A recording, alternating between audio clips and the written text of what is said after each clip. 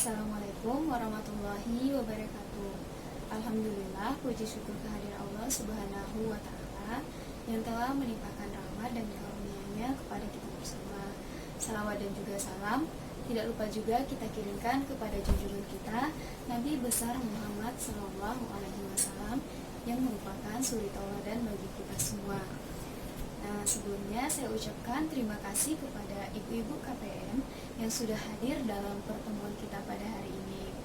Nah, saya ingin menanyakan apa kabar ibu semua? Sehat Bu. Alhamdulillah, kita semua dalam keadaan sehat dan semoga senantiasa selalu diberikan kesehatan oleh Allah Subhanahu wa Ta'ala. Nah, saya ingin sebelum kita memulai materi pada hari ini, kepada KPM semuanya tolong dijalankan dulu absensinya. Nah, jadi sembari menjalankan absensi, saya akan mencoba mereview atau mengulang kembali pembelajaran yang telah kita pelajari sebelumnya, yaitu mengenai ciri-ciri kekerasan kepada anak, contoh-contoh kekerasan kepada anak. Nah, jadi yang kita review sekarang mengenai bagaimana ciri-ciri fisik terjadinya kekerasan kepada anak kita. Nah, yang mana yang pertama itu salah satunya terjadinya cedera pada bagian bokongnya, terjadinya cedera pada bagian dada, kemudian pada bagian paha dan juga pada kemaluannya. Nah, kemudian ciri-ciri yang lain yaitu ketika anak ingin buang air besar dan mengalami sakit, kemudian ketika dia ingin mengalami buang air kecil dia juga mengalami kesakitan. Ketika dipakaikan celana dia juga mengalami kesakitan. Nah, jadi itu beberapa contoh fisik terjadinya kekerasan kepada anak. Kemudian juga terjadinya perubahan dalam gaya berjalannya dan juga perubahan pada wajahnya yang kelihatan pucat atau kelihatan pasi gitu. Nah, kemudian selanjutnya perubahan yang terjadi pada psikis anak tersebut. Jadi anak yang mengalami kekerasan seksual itu dia akan nanti suka murung, anak itu suka kayak pendiam gitu, atau terjadi atau ibu mengalami misalnya anak itu mengalami perubahan yang tidak seperti biasa, tiba-tiba saja dia jadi mengurung diri atau dia mengalami pusing yang nggak bisa diceritakan, mungkin seperti pusing, sakit perut atau yang lain-lainnya. Nah, jadi itu review mengenai kekerasan yang terjadi kepada anak. Nah, jadi untuk yang materi sekarang kita lanjutkan yaitu tentang pencegahan kekerasan terhadap anak.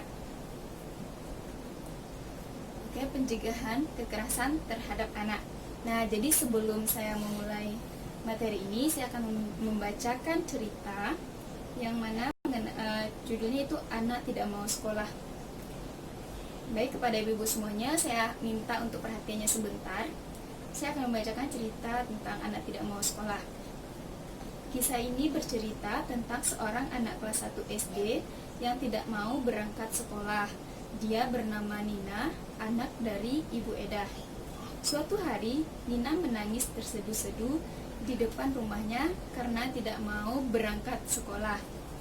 Di saat Nina sedang menangis, seorang ibu bernama Ibu Ati bersama anaknya berjalan melewati dan menghampiri Nina. Sebagai tetangga, Ibu Ati berusaha menenangkan Nina dan mengajak Nina pergi sekolah bersamanya. Namun, di saat Ibu Ati sedang berusaha mendiamkan Nina, tiba-tiba Ibu Edah, ibu dari Nina, keluar dari rumahnya dengan wajah yang marah. Ibu Edah memang tampaknya tidak terima dengan sikap Ibu Ati. Dia marah-marah pada Ibu Ati. Ibu Edah menganggap perbuatan Ibu Ati tersebut telah ikut campur dalam urusan keluarganya. Sebuah kata yang pedas meluncur dari mulut Ibu Edah. "Hai Ibu Ati, ngapain ngurusin urusan anak orang? Urus saja urusan ibu sendiri." Ibu Edah pun segera menarik Nina masuk ke dalam rumahnya. Nah, jadi itu tadi cerita mengenai Nina yang tidak mau sekolah karena dimarahi oleh ibunya. Di sini saya ingin bertanya kepada ibu-ibu semuanya, kira-kira dari cerita Nina tadi, apakah ada dari ibu-ibu semua yang mengalami hal tersebut di sekitarnya? Kira-kira ada? Ada. Jika terjadi hal tersebut, sebagai orang tua apa yang dilakukan? Ya, memang kalau di kampung ini kita memang nggak bisa juga Bu ikut campur dengan masalah tetangga kita dengan keluarganya. Paling tidak ya kita mendengarkan aja Bu, karena kalau ikut campur ya bisa sama kisahnya dengan ya Ibu ceritakan tadi. Ibu Ati ya. Ya. Nah, kemudian jika kita sebagai masyarakat, apa yang kita lakukan terhadap cerita Nina tadi? Kalau tadi kan yang ditanyakan yaitu sebagai orang tua, sekarang kita sebagai masyarakat. Seharusnya memang kalau ada kekerasan seperti itu memang harus kita usahakan supaya tidak dilakukan lagi. Artinya kita harus melaporkan kepada pihak-pihak yang berwenang. Itu kalau kita sebagai masyarakat, tetapi kan tidak semuanya bisa dan berani Bu. Gitu. Ya, jadi benar ya. Kalau saya sendiri pun nanti kalau mengalami hal tersebut, kita sebagai masyarakat ataupun kita sebagai orang tua melihat itu terjadi di lingkungan kita dilema juga ya. Ketika kita ikut campur, nanti kita dikira ya ikut campur lah seperti itu. Tapi ketika kita biarkan, kita juga kasihan ya melihat anak yang diperlakukan seperti itu oleh orang tuanya. Nah, jadi di sini kita lanjutkan dengan pemutaran film tentang kisah si Aksa dan kisah si Geni. Nah, ibu-ibu semua, saya minta perhatiannya kembali. Kita dengarkan film mengenai kisah Aksa dan kisah Geni. Nah, selanjutnya sekarang kita akan membaca cerita tentang kisah si Aksa dan kisah si Geni. Nah, ibu-ibu bisa buka buku pintar pada halaman 22. Nah, jadi silakan ibu-ibu lihat dulu pada halaman 22 tersebut. Nah, sudah ya ibu-ibu, sudah dibaca ya. Nah, jadi pada buku pintar halaman 22 cerita tentang kisah si Aksa dan si Geni tadi, kira-kira apa yang dapat ibu-ibu tangkap dari cerita tersebut?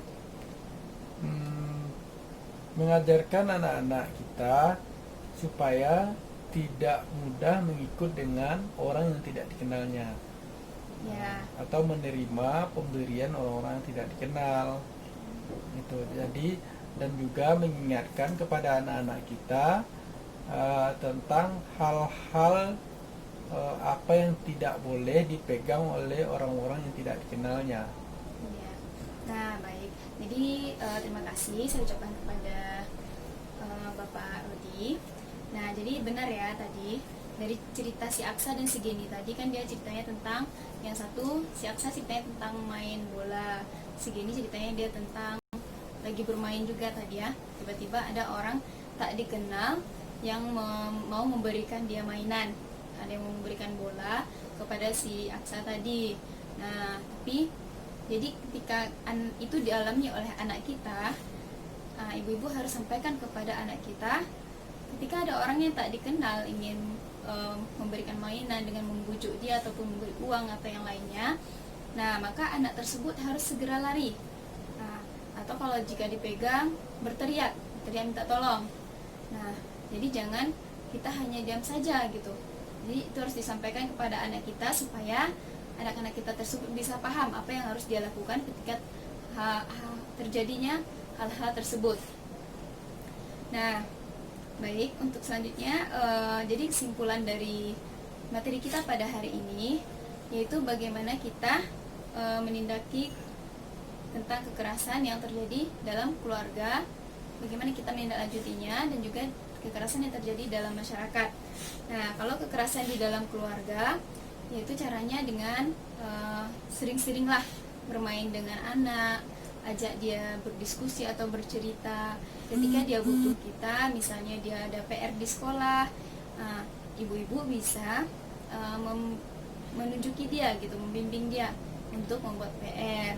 Kemudian jadilah teman bermain atau jadi sahabatlah untuk anak supaya tidak terjadinya kekerasan di dalam keluarga.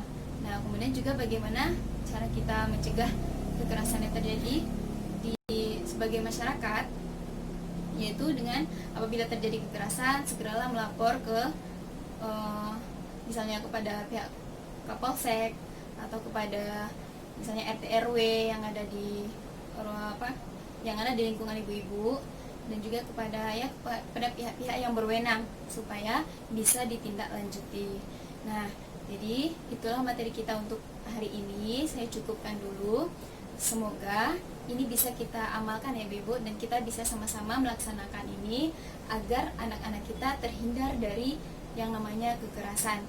Nah, saya akhiri dengan Assalamualaikum warahmatullahi wabarakatuh.